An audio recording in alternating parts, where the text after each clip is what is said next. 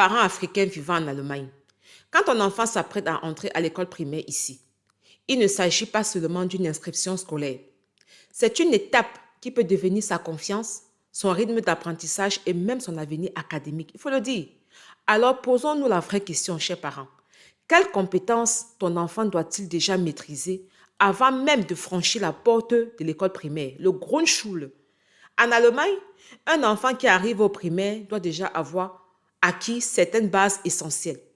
Un enfant d'âge préscolaire, Vorschulkind, doit savoir écrire son prénom, reconnaître quelques lettres, tenir correctement un crayon. En première classe, le Erste-Klasse par exemple, il doit être capable de compter de 0 à 10, identifier des formes, suivre des instructions simples.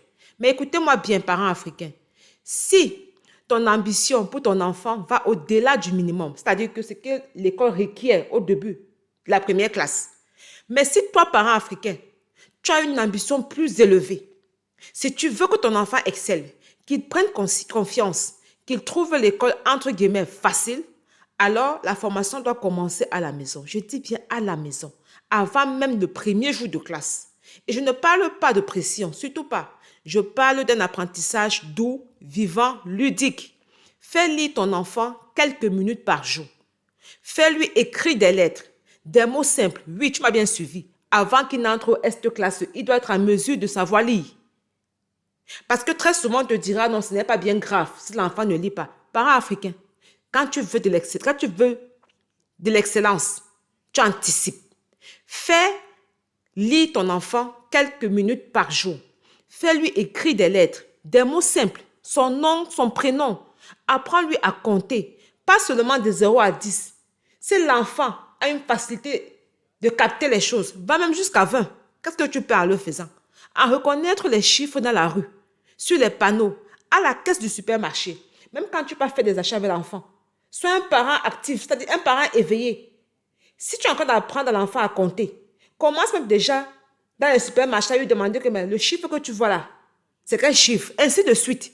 C'est comme ça que l'enfant va facilement mémoriser les Zahlen, dans les chiffres. Transforme le savoir en jeu, c'est très important. Vous savez, lorsqu'un enfant découvre que l'apprentissage à la maison est agréable, il en redemande, c'est automatique. Et là, parent, tu as gagné. Tu as réveillé en lui la curiosité, la meilleure des forces. N'oublie jamais ceci. Tu es l'adulte. Tu es le guide. Ta joie et ton enthousiasme parent deviennent le carburant de ton enfant.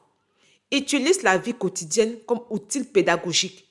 Va à la bibliothèque. Trouve le temps pour y aller. Laisse les un bus sur le dimanche. Tu amènes l'enfant là à la bibliothèque le week-end. Vendredi est là pour ça. Samedi est là pour ça.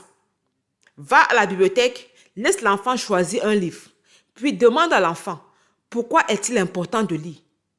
Pose-lui des questions. Écoute sa réponse. Tu seras très surpris de voir à quel point un enfant peut être profond lorsqu'on lui donne la parole.